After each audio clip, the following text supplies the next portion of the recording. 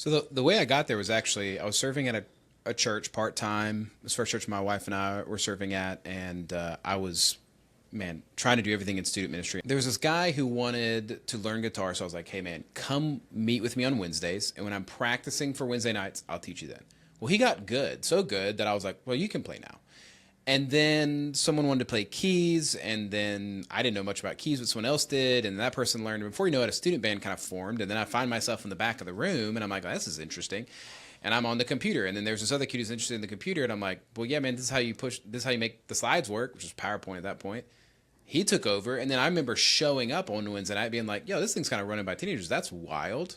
And that's kind of how I did it for a while until I got to a bigger, larger scaled student ministry, and I started to think, how can I get more kids involved in this? And then that's kind of where, I reached out to other people, I read other books, and then I developed an internship program at a church in Louisiana, and then it just took off. And we would have 50, 60 interns working 20, 25 hours a week. They were all just students. Pause. What? Mm-hmm. Say those numbers again. So we had about 50, 60 students. Yeah. And they would work 20, 25 hours a week, and they were volunteered. Oh my goodness. So are we talking, we're talking summer, surely not school year. No, it's throughout the year. You had 3 semesters. You had fall, spring, and summer. So they're doing school. Yes. And then they're showing up to church. Yes. In mass. After school, yes. Wow. Yeah. What are they doing? Tell me about the program. So at the time, I didn't really have.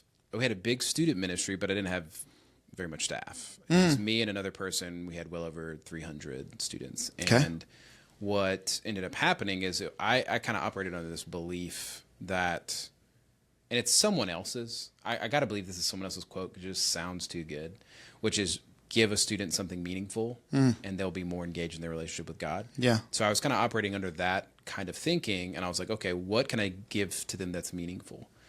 And it turned into, well, if I'm going to God's word, well, that's spiritual gifting. How can I help them figure out their spiritual gifting? Well, by giving them experience. And if I give them experience, well, how can I do that in a way that makes sense to them? And it was like, well, I've got to just kind of create a system and a structure that kind of puts them through something like that. Mm-hmm.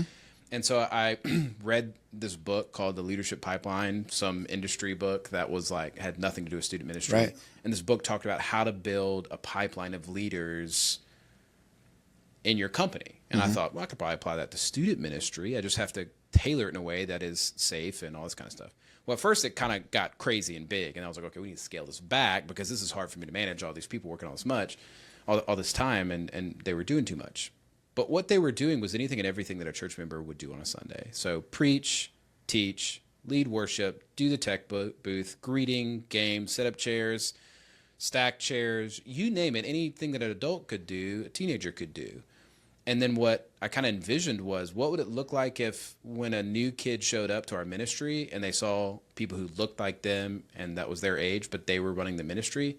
Well, what were the adults doing? Well, the adults were being student pastors. So all the small group leaders were just student pastors of their little small group. And that's how we looked at groups. And that worked really well. Mm-hmm. And I've kind of been doing it that way for about a decade.